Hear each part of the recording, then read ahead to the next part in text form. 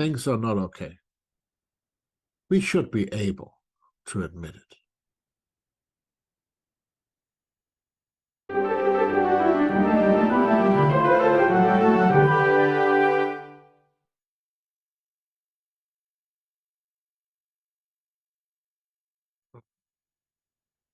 Okay, first things first, I am not a psychologist.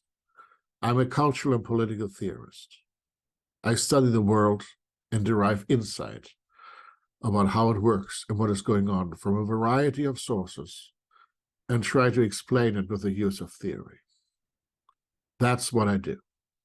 So take what I'm saying with that in mind. If you feel that you are down, depressed, sad, or somehow lack energy, it is perfectly understandable. We do not live in a vacuum. We live in the world. Currently, the world is not doing well. We have Russia's war against Ukraine, Hamas's war against Israel, Israel's attempt to eliminate Hamas in a heavily populated area. We have wars in Yemen, South Sudan, Congo, threats of war against Taiwan, threats of war against further Western countries, destabilization of societies by terror, and domestic strife in various countries in the Sahara region, in South and Central America. The global economy is fragile, inflation is high, everything is more expensive, as you all probably know. Politics is beyond toxic.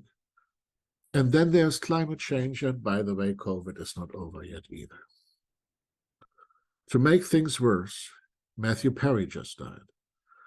If you have been self-medicating by watching Friends, now you are faced with his suffering and mortality as well.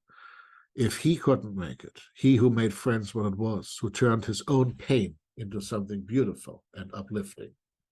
If someone like him can't make it work, then how can we, how can I, how can you? How can you possibly expect to function normally? Then we have all kinds of media and technology draining our attention. We have to work consciously to stand up to an avalanche of distractions, pain, suffering, and worry. You do not have to have clinical depression, but if you do, talk to a trained therapist. It is enough to have what Germans call Weltschmerz, pain of and from the world. You are suffering because the world is suffering, and you carry the pain of the world on your shoulders and inside you.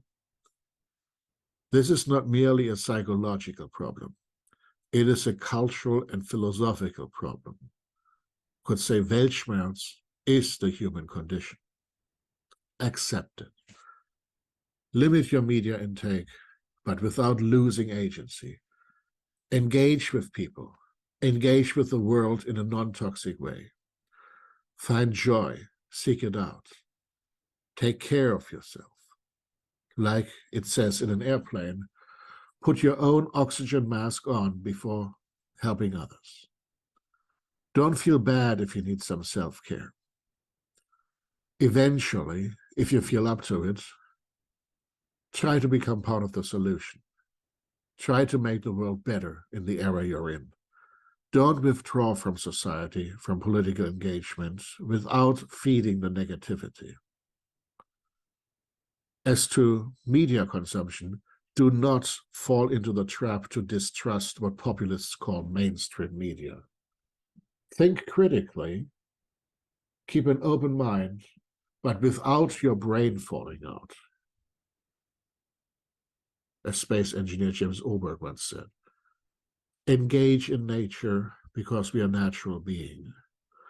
Try to restore your faith in humanity. Okay, that's difficult sometimes. But first, admit it is okay to not be okay, because the world is not okay. Maybe one of the weirdest cultural problems we are facing, not to allow ourselves to admit that we are not okay. It would be ultimate hubris to claim that you should be able to ignore all the pain and suffering around. Accept it, take care of yourself, and try to make realistic steps to help make the world better eventually. Thank you. And I hope you are able to be doing well. I'm Dr. Philip Kneis. This is Erratic Attempts, and see you soon.